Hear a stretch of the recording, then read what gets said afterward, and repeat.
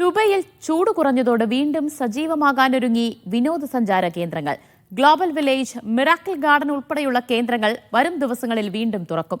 മറ്റൊരു തണുപ്പുകാലം എത്തുന്നതോടെ ലോകമെമ്പാടുമുള്ള കൂടുതൽ സഞ്ചാരികളെ വരവേൽക്കാനൊരുങ്ങുകയാണ് ലോകത്തിന്റെ ടൂറിസ്റ്റ് ഹബ്ബ്. വേനൽ കനക്കുമ്പോൾ അടക്കുന്ന ദുബൈയിലെ വിനോദ കേന്ദ്രങ്ങളാണ് തണുപ്പിന്റെ വരവറിയിച്ചതോടെ വീണ്ടും തുറക്കുന്നത്. പൂക്കളാൽ അത്ഭുതം തീർക്കുന്ന മിറാക്കിൾ ഗാർഡൻ നാളെ മുതൽ സന്ദർശകർക്ക് വിസ്മയം തീർക്കും. യുഎയിൽ തന്നെ ഏറ്റവും അധികം ആളുകൾ സന്ദർശിക്കുന്ന ഗ്ലോബൽ വില്ലേജിന്റെ 30ാം സീസൺ ഒക്ടോബർ 15-ന് ആരംഭിക്കും. ദുബൈ സഫാരി പാർക്ക് ഒക്ടോബർ 14-നാണ് വീണ്ടും തുറക്കുന്നത്. ലോകമെമ്പാടുമുള്ള വ്യത്യസ്ത മൃഗങ്ങളെ ഉൾക്കൊള്ളുന്ന ഏറ്റവും പ്രധാന ആകർഷണങ്ങളിൽ ഒന്നാണ് സഫാരി പാർക്ക്. ഇതിന്റെ 7ാം സീസണാണ് കൊടിയേറുക. നഗരത്തിന്റെ പ്രധാന സൗന്ദര്യങ്ങളിൽ ഒന്നായ ദുബൈ ഫൗണ്ടൻ ഒക്ടോബർ 1-ന് തുറക്കും.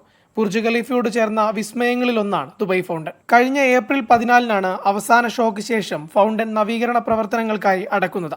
കൂടുതൽ മികച്ച water choreography, lighting, sound system എന്നിവ സ്ഥാപിച്ച ശേഷം സന്ദർശകരെ അമ്പരപ്പിക്കുന്നതാകും മുഖം മാറിയുള്ള പുതിയ വരവ്. ദുബൈയുടെ മലയോര പ്രദേശമായ ഹത്തയിലെ വാദി ഹബ്ബ് വീണ്ടും തുറന്നു കഴിഞ്ഞു. തണുപ്പ് ആരംഭിക്കുന്നതോടെയാണ് ദുബൈയിൽ ഏറ്റവും അധികം സഞ്ചാരികൾ എത്തുന്നത്. കഴിഞ്ഞ വർഷം 19 മില്യണോളം സന്ദർശകരാണ് ദുബൈയിലെത്തിയത്. ഓരോ വർഷവും സഞ്ചാരികളുടെ എണ്ണത്തിൽ ഗണ്യമായ വർധനവാണ് രേഖപ്പെടുത്തുന്നത്. ശൈത്യം എത്തുന്നതോടെ ദുബൈ കൂടുതൽ സഞ്ചാരികളെ വരവേൽക്കാനുള്ള തയ്യാറെടുപ്പിലാണ്. Media 1 Dubai.